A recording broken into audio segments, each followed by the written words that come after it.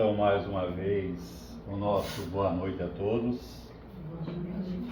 Sejam todos bem-vindos a esta casa que sempre nos acolhe com muito amor.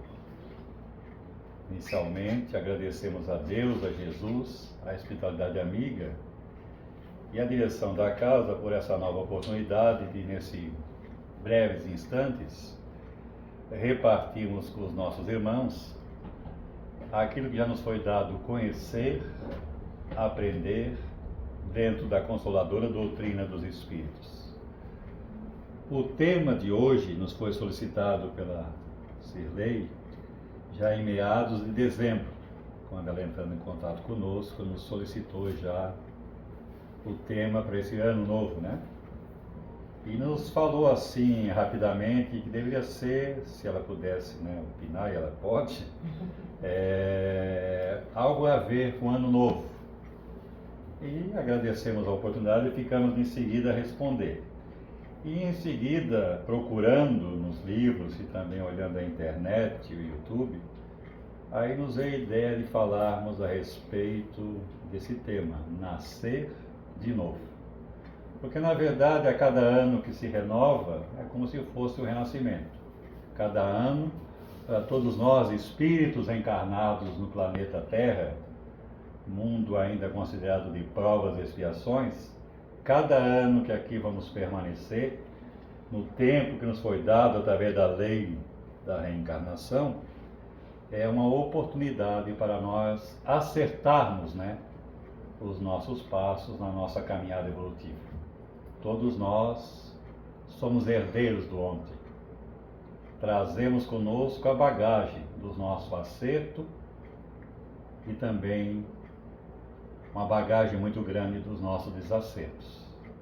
O hoje é continuação do ontem, como o hoje agora será a nossa preparação para o futuro. Nascer de novo é uma lei criada por Deus.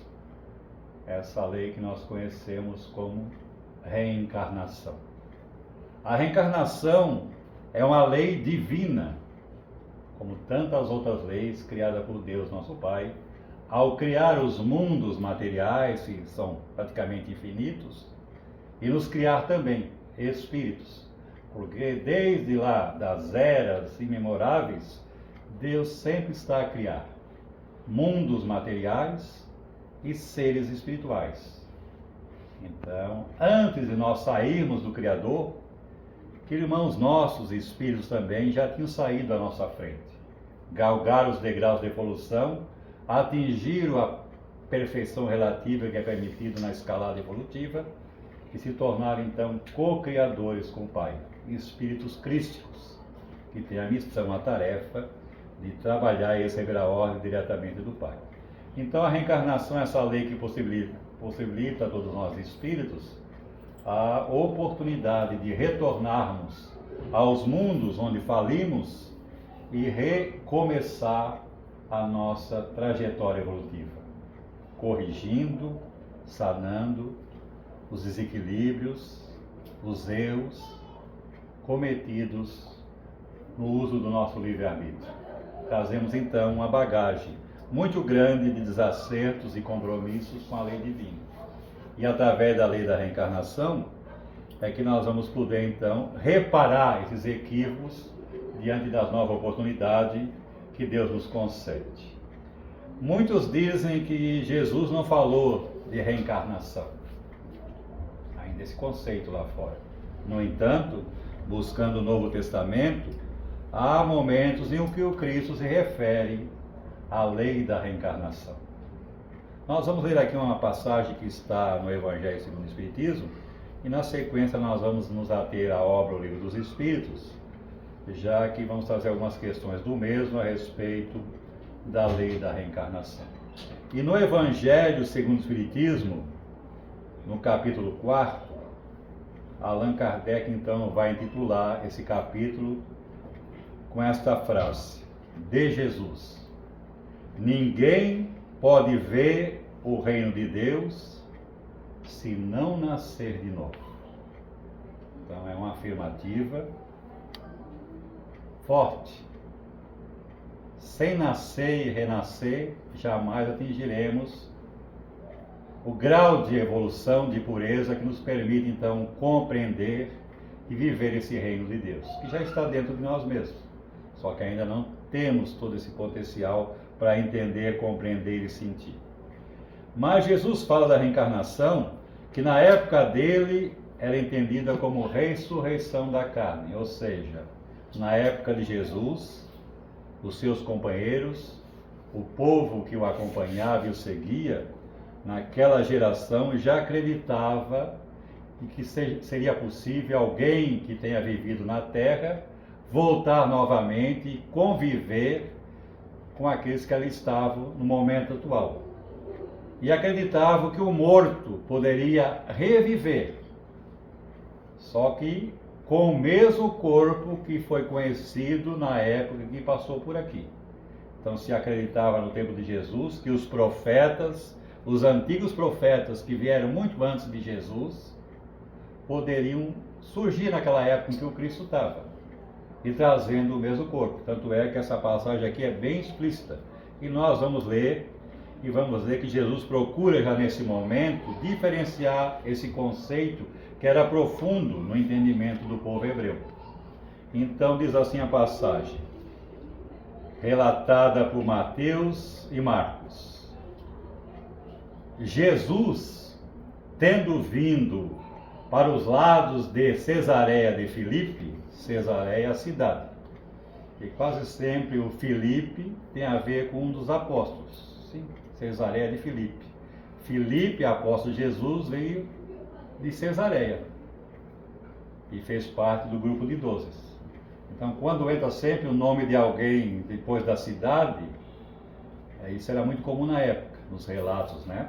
Então, Jesus, tendo vindo para os lados de Cesareia de Filipe, interrogou seus discípulos e lhe disse: que dizem os homens quanto ao Filho do Homem? Quem dizem que eu sou? Porque havia muito murmurinho justamente nessa crença da ressurreição. E Jesus então procura um momento para dirimir essas dúvidas e explicar e tirar esse equívoco de que é possível um corpo do passado que animou uma personagem, uma personalidade, voltar a viver depois de muitos séculos. Mas era uma crença comum, a crença da ressurreição. Crença essa que até hoje também determinada religião acredita, que no fim dos tempos, né, Deus vai julgar os vivos e os mortos. Os mortos vão sair dos túmulos e serão julgados. Isso é uma realidade. E no tempo do Cristo era muito forte essa ideia. Então Jesus pergunta, já que quem dizem que eu sou? E olha só como é muito forte a crença da ressurreição. Eles lhe responderam, alguns dizem que sois João Batista. João que tinha sido decapitado por ordem de Herodes. Primo de Jesus. Então era alguém daquele momento, daquela época, conviveu com Jesus.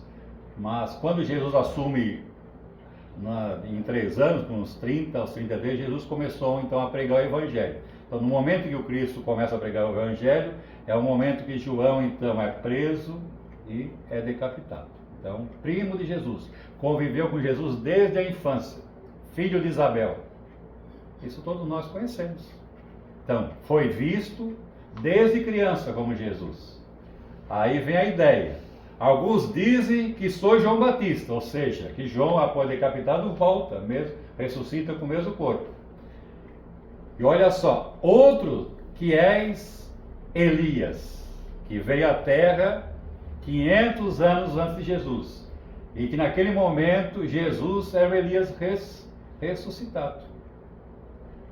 E não tinha fotos naquela época para comprovar, né? Mas acreditavam que era o profeta pelo seu comportamento, atitudes, pelo que realizava. Jesus então seria o próprio profeta Elias ressuscitado, com o corpo de 500 anos atrás. Essa é a ideia da ressurreição. E olha só como é forte. Outro, Jeremias, ou algum dos profetas. Olha só, todos já tinham vindo muito antes do Cristo. Então, naquele momento, todos criam que Jesus era esse personagem histórico que ressuscitou. Mas aí Jesus, querendo desmistificar essa ideia, mostrar realmente que isso é possível, e é possível porque é uma lei divina, de ressurgir novamente na terra é possível, que é a lei da reencarnação, não da ressurreição. Então Jesus diz: e vós outros, quem dizeis que eu sou? Vós que conviveis comigo, que me acompanhais todos os dias, que acham que eu sou? Perguntando, seria eu mesmo esses profetas antigos? E olha só a resposta deles. Eles criam na ressurreição. Simão Pedro, tomando a palavra, disse-lhes: vós sois o Cristo, o Filho de Deus vivo. Jesus lhe respondeu: sois bem-aventurado Simão, filho de Jonas, porque não foi nem a carne, nem o sangue que vos revelaram isso, mas meu Pai que está nos céus. Então, Pedro, naquela hora, envolvido pelo mundo espiritual, médio também, intuitivo e inspirado, envolvido pelos espíritos superiores, afirma que Jesus não é nenhum desses profetas ressuscitados, que ele é um ser à parte, é o Espírito enviado por Deus para nos apresentar a lei de amor, o Evangelho. Por isso Jesus diz que ele é bem-aventurado, porque não foi nem o corpo, nem suas ideias que transmitem essa revelação, mas absorvendo a intuição, a inspiração dos espíritos superiores, Pedro então diz quem é Jesus, o Cristo. Então, a outra passagem, só para nós continuarmos aqui. Há uma passagem também no Evangelho que aqui está como após a transfiguração. E todos nós já sabemos que após a transfiguração é quando Jesus subiu ao Monte Tabor e ele se transfigura. Seu rosto fica de uma brancura fantástica e irradia muita luz. E nesse exato momento ele foi acompanhado por 3 discípulos, não pelos 12, só 3, porque ia ocorrer um fenômeno que ocorre até hoje, e ocorreu muito no movimento, na doutrina espírita, no seu surgimento: materialização dos espíritos. Então Jesus, essa passagem, seus discípulos o interrogaram dizendo: por que, pois, os escribas dizem que é preciso que Elias venha antes? Mas Jesus respondeu: é verdade que Elias deve vir e restabelecer todas as coisas, mas eu vos declaro que Elias já veio e não o conheceram, mas o trataram como lhes aprove. Então, na transfiguração, após Jesus irradiar deixar ser visto a sua verdadeira essência como espírito luminoso de hierarquia elevada, nesse exato momento também surgem ao seu lado 2 profetas, 2 personagens do passado. Moisés, 1.600 anos antes do Cristo, 1.600 anos. E Elias, 500 anos antes do Cristo. E aí Jesus vai dizer então, porque a crença que eles tinham é que quando Jesus surgisse, esse profeta Elias iria na frente, preparando o seu caminho. E se nós observarmos, João, desde que se tornou jovem, começou a falar da vinda do Salvador, preparando o caminho para Jesus. E a crença antiga, estava lá no Antigo Testamento, é de que antes do Cristo ser conhecido, esse Elias ressurgiria e falaria a respeito do Salvador. Arrependei-vos, né? Porque chegou a hora. E instituiu o batismo, que é aquele momento que as pessoas publicamente à beira de um rio, olha só que é o batismo verdadeiro. Precisa ter muita coragem moral. A pessoa reconhecia os seus equívocos, os seus crimes, as suas traições e pedia uma nova oportunidade. Aí João mergulhava no rio como simbolismo e dizia: daqui para frente és um novo homem, começa a acertar os teus passos, como Jesus também fazia. Ide e não pecais mais, para que pior não te aconteça. Jesus não batizava, nunca batizou ninguém. Mas nesse momento aqui, eles perguntam então, porque se Elias tinha que vir na frente de Jesus, eles nunca viram Elias. E Jesus fala: não, mas Elias veio e ninguém reconheceu. Por que não reconheceu? Porque Elias não veio com o mesmo corpo, embora, claro que ninguém sabia como era Elias, porque não tinha fotos nem arquivo nenhum, né? Mas a ideia é que um morto do passado podia ressurgir. E a crença é que antes de Jesus surgir, esse Elias vinha na frente a apresentá-lo. E Jesus diz aqui: no entanto, ele já veio e não o conheceram, mas o trataram como lhes aprouve. É assim que eles farão sofrer o Filho do Homem. Então seus discípulos compreenderam que era de João Batista que ele lhes havia falado. Está bem claro. Então, João, primo de Jesus, era o profeta Elias reencarnado, não ressuscitado. Por que não ressuscitado? Porque a crença é que o corpo, mesmo idoso, voltaria à vida e voltaria a se comunicar. No entanto, João, que era o espírito de Elias reencarnado, foi visto desde criancinha e foi conhecido. Então Jesus deixa bem claro que ninguém o conheceu, mas Elias já veio à sua frente. Era João Batista. Essa é a lei da reencarnação. E todos nós que estamos aqui, se tivéssemos acesso ao nosso ontem, à nossa existência passada, muitos de nós somos personagens conhecidos do planeta. Hoje estamos apagados essa imagem, porque nos equivocamos quando usamos essa ou aquela persona diante dos recursos e poderes que o mundo nos concedeu. Nos equivocamos, muitos de nós. Então, às vezes a pessoa diz: eu queria saber quem eu fui. Nunca peça para saber, porque o nosso passado não é legal. Então, isso é possível, e a lei da reencarnação é uma lei criada por Deus. E fica bem claro que não foi o Espiritismo que inventou a reencarnação. Porque muitas pessoas lá fora às vezes acham que é isso. Os espíritas é que inventaram a reencarnação. Não. A lei da reencarnação, ela é milenar. Ela quase que, desde as origens, sempre existiu. Desde que há o processo da morte, do nascimento e da desencarnação da morte, a reencarnação existe aqui na Terra e em todos os mundos habitados desse universo infinito. Mundos inferiores à Terra, iguais à Terra, superiores à Terra. Até que após diversas existências, o espírito vencendo a si mesmo, torna-se livre desses círculos reencarnatórios. Só reencarna em missão.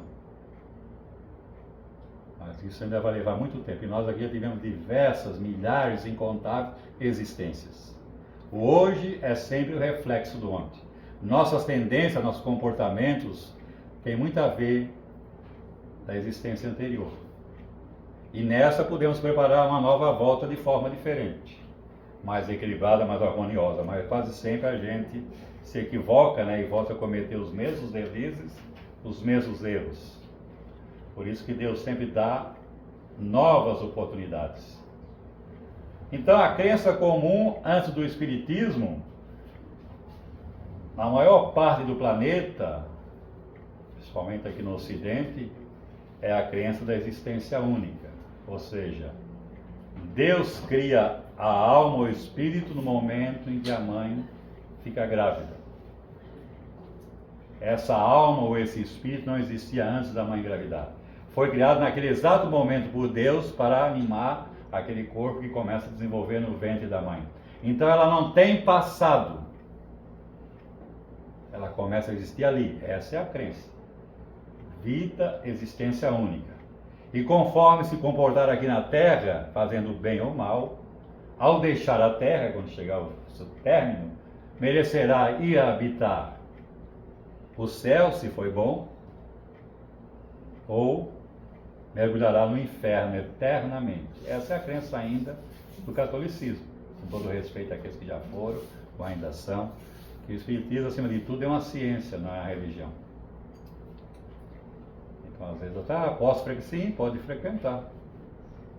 Agora, no momento que você começa a compreender, você vai soltando aquelas bengalas que você precisava para entender aqueles conceitos. O Espiritismo é uma doutrina de fé raciocinada. O Espiritismo não impõe, ele expõe, deixando a cada um de nós que dele nos haveramos o uso livre da razão, a fim de que tenhamos uma fé raciocinada, não uma fé cega. O espírita pode beber, pode fumar, pode fazer o que ele quiser, que acha que é certo. O Espiritismo não proíbe nada. agora emite conceitos, informações de que cada um é responsável pelos seus atos. Temos o livre-arbítrio, mas vamos colher, como disse Jesus, a cada um será dado segundo as suas obras. Então, tornar-se espírita leva tempo. E muitos de nós, com certeza, é a primeira vez que estamos aportando na causa espírita. Já viemos de outras crenças, não só aqui na atual existência, como de existências anteriores. Mas isso é possível através da reencarnação. Por isso que no Livro dos Espíritos, Allan Kardec vai tratar desse tema, que ele ampliou no Evangelho, nessas perguntas que ele faz então aos espíritos. Capítulo 4, intitulado, nesse livro, né, porque em outro livro, em outras obras, tem às vezes uns textos diferentes. Essa aqui é muito atual agora, que os autores eles modificaram algumas expressões, não conteúdo. Mantém-se, segue-se o Livro dos Espíritos original, mas já com ideias, conceitos, né, bem mais atuais, mas sempre seguindo, né, a base, né? E ele coloca aqui, as várias existências do Espírito, não é as várias vidas, que nós também às vezes nos equivocamos. Nós não tivemos diversas vidas. A vida é uma só. Ora estando preso a esse corpo de carne, habitando o mundo, os materiais, e ao deixá-lo, retornando à dimensão espiritual. Então, vida é única, tanto na matéria como fora dela, porque nós somos seres imortais. E é o espírito que dá vida ao corpo de carne. Sem o espírito, o corpo se torna inerte. Querer saber que é uma alma ou espírito, vê de um corpo sem ela. Não se movimenta, é gélido, né? Quem nunca viu um cadáver? Todos nós já vimos, até perdemos, nos separamos de um ente querido. Então, por que fica daquela maneira inerte? Porque o ser que o animava, vivificava, não está mais preso a ele. O espírito já deixou a matéria. Então, o que é a morte? Essa porta que permite o espírito, deixando o corpo de carne, já não tem mais serventia, voltar ao mundo espiritual, à dimensão dos invisíveis, que nessa hora aqui nos envolve. Embora parece que a casa esteja cheia, e quase está, né? Materialmente, ela está muito mais cheia ainda do que a gente possa imaginar. Então, eles nos veem, nos ouvem, nos acompanham, mas nós não os vemos, a não ser que tenhamos sensibilidade mediúnica para vê-los e ouvi-los. Na vigília, claro que durante o sono, nós temos essa oportunidade, quando desdobramos, saímos do corpo. Então, esse capítulo ele tem vários temas, ele vai tratar da reencarnação, justiça da reencarnação, encarnação nos diversos mundos. Então, a Terra não é o único mundo habitado, não é a única escola do universo, assim como aqui na Terra existe escola no primário, no ginásio, nas faculdades, também esses mundos lá fora que nos encantam à vista, à noite, quando a gente vê essas milhares de estrelas, cada estrelinha dessa tem planetas à sua volta, com humanidades que o habitam, mais evoluídas do que a Terra, menos evoluída, e nós já passamos por muitas delas, e vamos passar por outras, e aqui também, isso vai através da lei da reencarnação. Então, também ele vai tratar de destinos das crianças após a morte, da transmigração progressiva, sexos e espíritos, parentesco e filiação, semelhanças físicas e morais e ideias inatas. Todo esse capítulo contém essas informações. É de suma importância que a gente se atenha, leia, para entender a vida e, acima de tudo, nos entendermos. Quem somos nós, de onde viemos, por que estamos aqui e, finalizando, para onde vamos quando deixarmos essa matéria. Porque essa é a grande incógnita lá fora. Muitas pessoas não sabem explicar. E tem medo, se apavora, porque desconhece a verdade. E Jesus falou, né? Conhecereis a verdade e ela vos libertará. E o Espiritismo é a verdade. Moisés trouxe a lei de justiça. Jesus, a lei de amor. O Espiritismo trouxe a verdade. Por isso que tem o Espírito de verdade. E a verdade é aquele sol que aclara a escuridão da nossa ignorância. Então vamos lá. Kardec, tratando da reencarnação, vai fazer uma pergunta número 166. Como os espíritos que não alcançou a perfeição durante a vida no corpo físico pode acabar de se depurar? Então a gente fica bem claro nessa pergunta que já há uma afirmativa aqui nela também. E que numa única existência, se a existência fosse única, todos nós saímos daqui quase que como chegamos aqui, sem conhecimento, sem virtudes, desconhecendo quase tudo. Porque numa única existência é impossível, só numa existência, é impossível desenvolver todas as virtudes que o ser humano tem conhecimento. Paciência, tolerância, humildade, tantas e tantas. Então, numa só, usando a palavra vida, numa só vida, mas é numa só existência, ninguém atinge a perfeição total. Mal vamos desenvolver uma virtude, se é que vamos desenvolver, né? Eu já falei aqui, a gente fala muito que a gente... perdi a paciência, não é isso que a gente fala? Aí quando acontece uma... Né, agora mesmo com esse trânsito, com essa chuva, a maioria perdeu mesmo a paciência. Se até se desesperou. Porque a gente acha que fé é quando tudo brilha, né? Quando tudo está bem, mas na verdade, diz Maria Dolores, que sem crises e sem problemas, ninguém sabe se tem fé. Fé na hora que o sol brilha, que a saúde está em nós, que tudo vai bem, é fácil dizer eu creio. Quer ver dizer eu creio na hora da dor, do sofrimento. Aí a maioria se desespera, se revolta.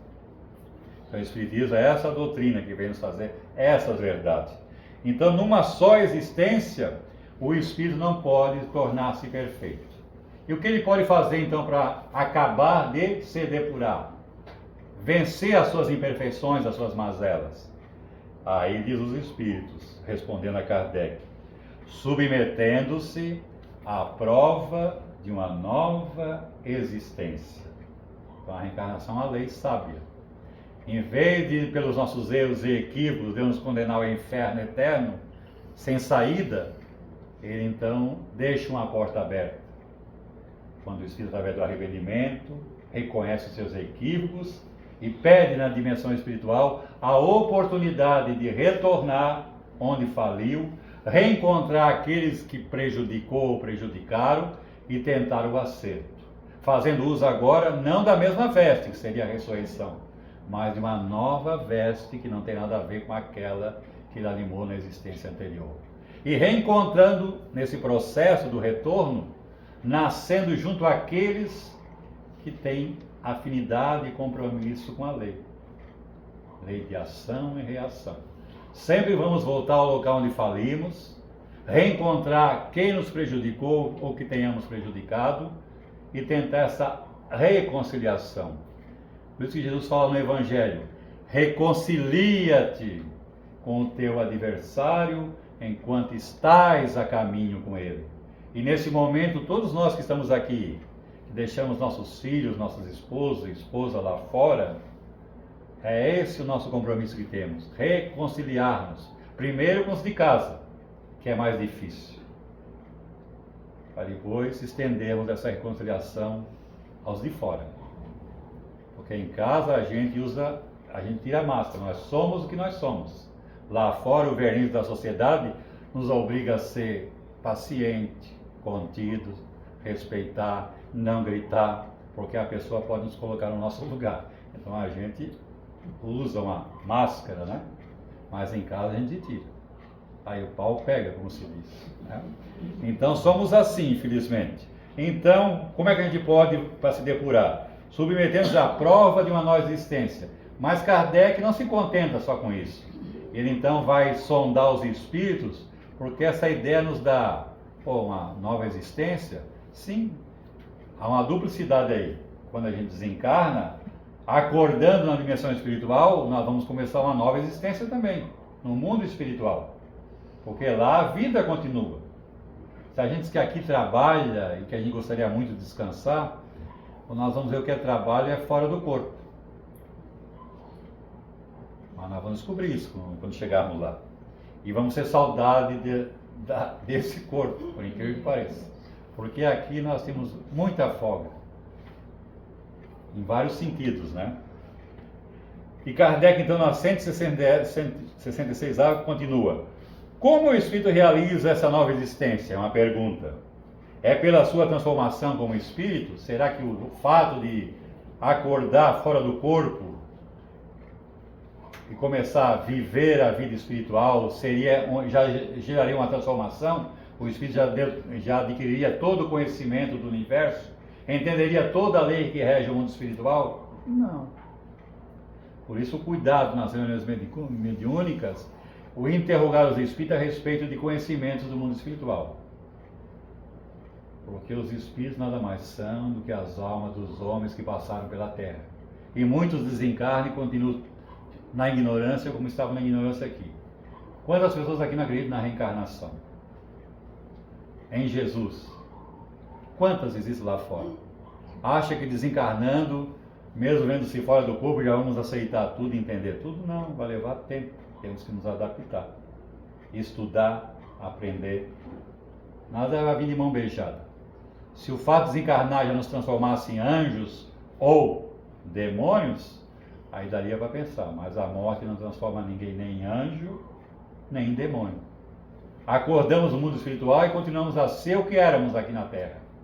Moralmente, intelectualmente. E vamos continuar a agir e nos manter apegados ao que nós gostamos. A gente não perde os apegos que tínhamos aqui. Vamos ainda defender a política, o time de futebol. Vamos querer nos alimentar, beber, fumar. E vai ser difícil, porque não vai ter mais essa possibilidade. Aí vamos então encostar no encarnado. É o famoso encosto que se fala lá fora. Ah, você está com encosto. Quem que é o encosto? Espíritos desencarnados que se aproximam de vocês pela afinidade, pelo pensamento, pela sintonia mental, semelhante atrai semelhante, e se acoplam a nós, e sugam as nossas energias, e se comprazem nos hábitos que nós temos, positivos ou negativos. Então, como o Espírito realiza essa nova existência? É pela sua transformação como Espírito? E responde eles, o Espírito, ao evoluir, sofre sem dúvida uma transformação, mas para isso é necessário que ele passe pela experiência da vida num corpo físico. Então não vamos ficar muito tempo na dimensão espiritual. Ficaremos lá o tempo necessário para a preparação para uma nova volta, seja aqui na Terra ou em mundos semelhantes. Que ora estamos lá, ora estamos cá. Então, na 66b, então o espírito precisa passar por muita existência no corpo físico? Olha só a resposta. Sim, todos nós passamos por muitas existências no corpo. Os que afirmam o contrário querem manter os homens na ignorância em que eles próprios se encontram. Esse é o desejo deles. Então tem pessoas que não adianta, não vão crer, vão teimar e ainda vão defender que a existência é uma só. Porque ainda na sua ignorância eles não têm visão para esse entendimento. Não vão compreender quando Jesus diz a Nicodemos, que era o intelecto superior da época, conhecedor profundo do Antigo Testamento, e Jesus diz necessário, ele diz, mas Senhor, como é que pode isso acontecer? Eu estando velho, né, com a veste como a minha agora, que já está com 65, como é que eu posso, nessa idade, novamente voltar a ser criança e entrar no ventre da minha mãe? Ou poderia dizer, de uma nova mãe. Como isso é possível? E Jesus diz, se não nascer da água e do Espírito, não entrarás no reino de Deus. Então, Jesus referia-se à reencarnação. Então, o Espírito, a resposta em Nicodemos é correta. E ele entendeu dessa maneira. Como é que pode a pessoa desencarnar velha e voltar a ser criança? Sim, vai voltar a ser criança. Porque o Espírito não envelhece. A velhice é da roupagem. Então, no mundo espiritual, o Espírito solicita uma nova oportunidade e renasce novamente, entra no ventre de uma mãe. Isso sempre funcionou há milhares e milhares de anos. O próprio Cristo entrou no ventre de uma mãe e não precisava, mas veio à Terra novamente. E para finalizar, 166C. Depois de deixar o corpo, o espírito reencarna em um novo corpo físico? É uma pergunta. É assim que se deve entender? E eles respondem: perfeitamente. Temos que entender dessa maneira. Não tem nada de assim escondido aqui. O Espiritismo é claro, não tem mistério. E a 167, qual é a finalidade da reencarnação? Por que nós temos que reencarnar diversas vezes? Não bastaria uma? Já explicamos que não. E para nós desenvolvermos todas as virtudes, vamos precisar de vestir muitos corpos diferentes. Ter diversas personas na nossa evolução. Essa é mais uma. E qual é a finalidade da reencarnação? Fechando aqui, eles respondem: expiação, melhoramento progressivo da humanidade. Sem ela, onde estaria a justiça divina? Finalizando aqui, nós vamos continuar no próximo encontro, Nascer de Novo 2, e vai ter muito Nascer de Novo aí. Então, assim, vamos ter que voltar diversas vezes, não há como negar. Então, essa crença, essa lei é uma lei universal, não só do planeta Terra, mas de todos os mundos lá fora, no grau de evolução em que se encontrem. Até chegarmos um dia que, vencendo a nós mesmos, as nossas imperfeições, a nossa inferioridade, nós nos tornemos espíritos puros, libertos da ignorância, da inveja, do rancor, da mágoa, do ressentimento. É possível? É possível. O próprio Cristo afirmou: o que eu faço, vós podereis fazer e muito mais. Então todos nós estamos fadados ao progresso, não há como fugir dele, é uma fatalidade. Então a Terra é uma escola, esse corpo é um uniforme que permite nós, alunos do universo, nos matricularmos no planeta Terra ou em mundos semelhantes. Eu agradeço a atenção, o carinho, e nós vamos nesse momento então, como fomos orientados, convidar a todos a nos acompanhar na prece de encerramento dessa primeira parte doutrinária, onde na sequência então daremos início à nossa tarefa do passe.